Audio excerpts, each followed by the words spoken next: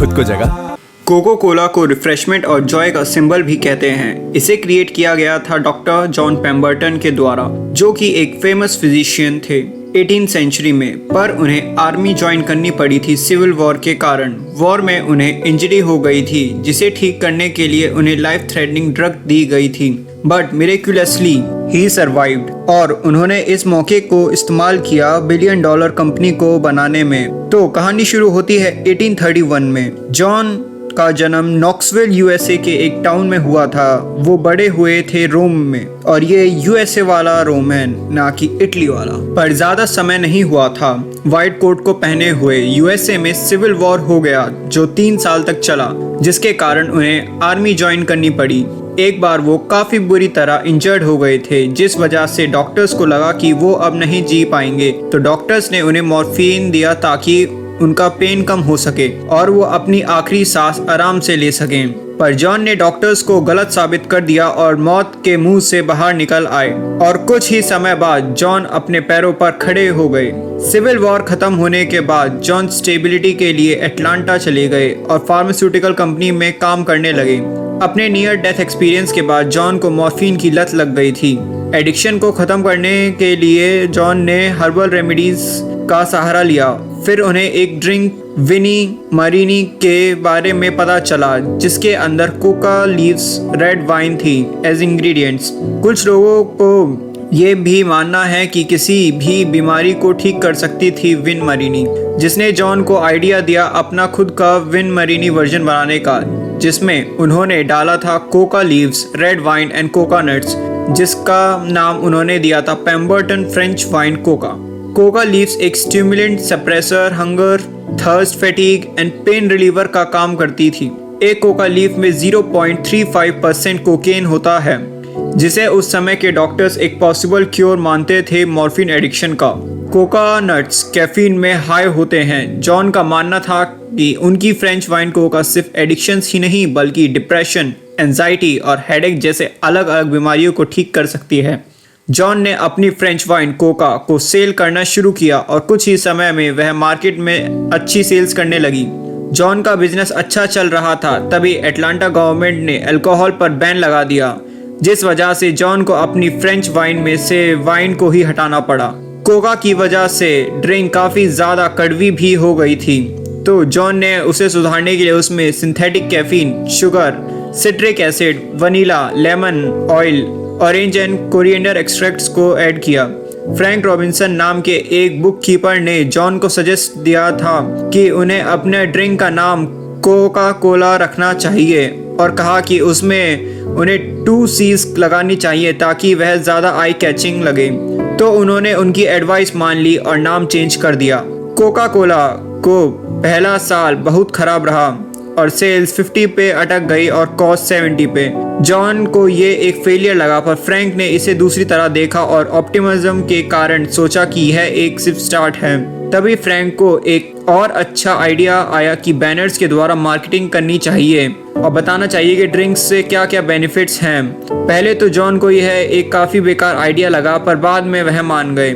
Frank का यह idea सही साबित हुआ और कोका कोला एटलांटा में एक हिट साबित हुई, जिसने एक बात को प्रूव कर दिया कि जब चैलेंज आते हैं तो हमें चैलेंजेस को टैकल करना चाहिए और गिव अप नहीं करना चाहिए।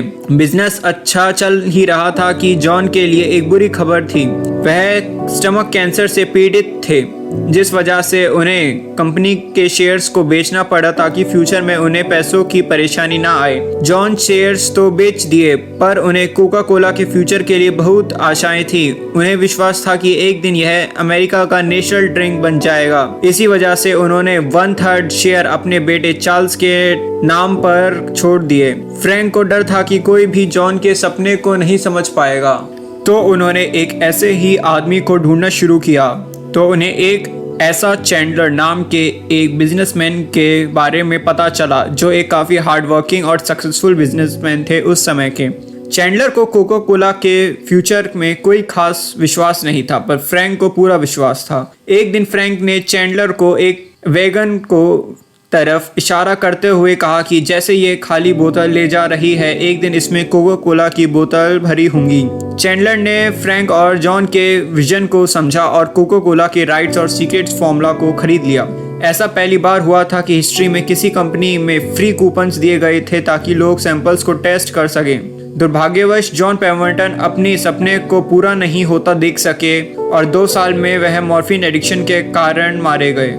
फिर ऐसा चैंडलर ने कंपनी की पूरी जिम्मेदारी खुद उठा ली और यहाँ से असलियत में शुरुआत हुई कोका कोला कंपनी की। चैंडलर कोका कोला को यूएस के हर स्टेट में फैला दिया और कोका कोला कनाडा में भी अच्छा काम किया। ऐसा यूरोप में करने में पर वह फेल हो गए।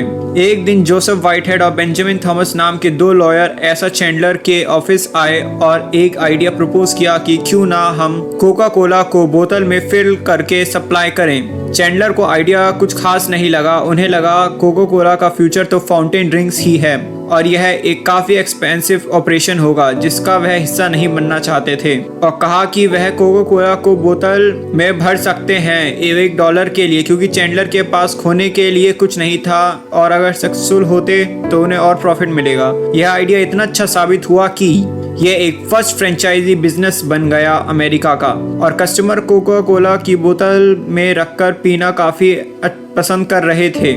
आइडिया इतना पॉपुलर हो गया कि कोका कोला के कॉम्पिटिटर्स ने अपना खुद का वर्जन निकालने का सोचा।